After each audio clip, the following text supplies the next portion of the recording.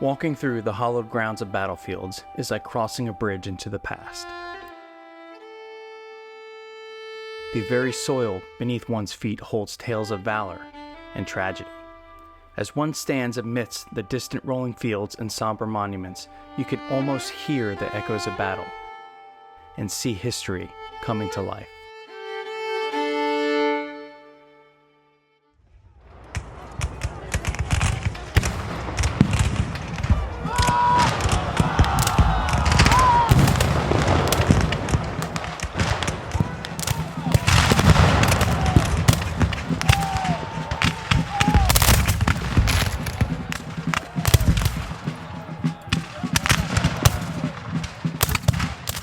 During the Battle of Gettysburg, Culp's Hill was occupied by Union troops during all 3 days of the battle and became the extreme right flank of the Union Army. At mid-morning on July 2nd, elements of the Union's 12th Corps arrived to reinforce the hill and began constructing breastworks like the 1st Corps troops did the night before. Throughout the day on July 2nd, several Union brigades on Culp's Hill were ordered south, leaving George Sears Greene's lone brigade of 1,400 New Yorkers to man the trenches. Greene, a civil engineer, built the breastworks as high as 5 feet using logs, stones, and the earth. As soon as we were in position, we began to entrench ourselves and throw up breastworks. Brigadier General George Sears Greene.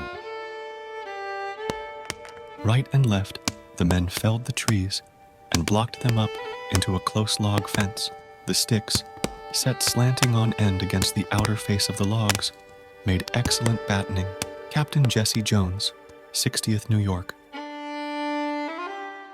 As the sun began to fall, the Union soldiers on Culp's Hill nervously awaited the coming storm. 3 brigades of General Edward Allegheny Johnson's Confederate division, numbering nearly 5,000 men, began its charge up the eastern slope of Culp's Hill. Suddenly, the Union skirmish line is seen emerging from the woodline, sprinting up towards the breastworks, yelling and howling Confederate forces on their tails. On the Confederate right flank, Brigadier General John Jones's Virginians encountered the most difficult terrain. Facing the steep rocky slopes and the fading sunlight, his forces were stopped in their tracks. The 60th New York repelled the assault with ease, suffering minimal casualties. The pale faces, staring eyeballs, and nervous hands grasping loaded muskets told how terrible were those moments of suspense. Captain George Collins, 149th New York. Not a shot was fired at them until they got within about 15 rods. Then, the order was given. Fire! Steuben Kuhn, 60th New York. The casualties in Jones's brigade, however, were high, including General Jones himself, who was wounded and left on the battlefield. I advanced up the hill to the right. In ascending to the right, I passed Colonel Jack Jones of my regiment, lying on his back with about half of his head shot off.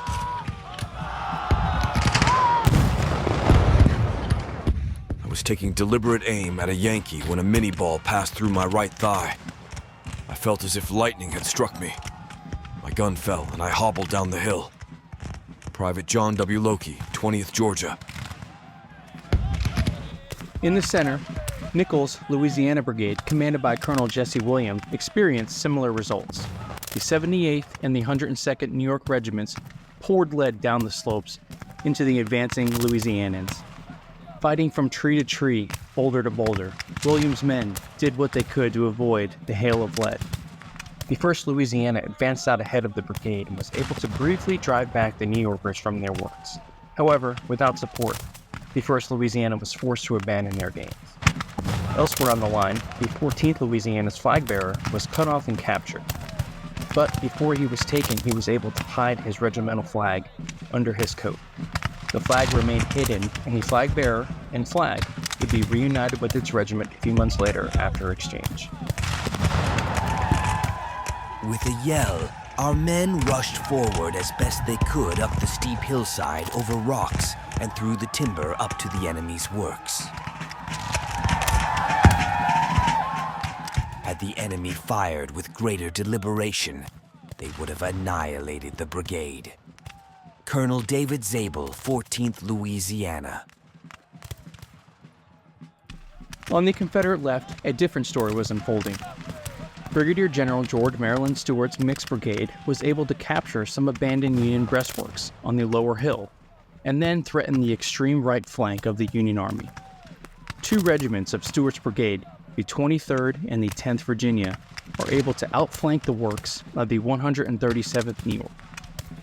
Under this immense pressure, the New Yorkers under the command of Colonel David Ireland were able to occupy a traversing trench that Greene had engineered facing south. The 137th New York will lose nearly 1/3 of their men holding the extreme right flank of the Union Army. With the aid of the darkness, Stewart's men did not realize that they had the main Union supply artery, the Baltimore Pike, within their grasp. We gained the enemy's breastworks and poured our fire up their line to our right, thus relieving our men of the other regiments of the brigade to our right from the murderous fire they were receiving. Lieutenant Charles Rain, 23rd Virginia. The fire thickened, and the shrieking shells filled all the air with horrid sounds, but still the line moved, men falling at every step. Captain George Thomas, 1st Maryland.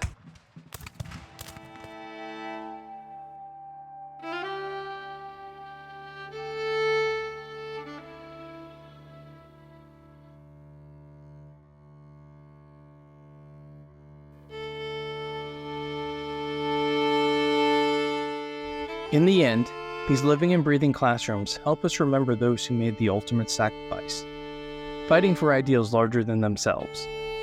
Let's carry these lessons of the past forward into the future.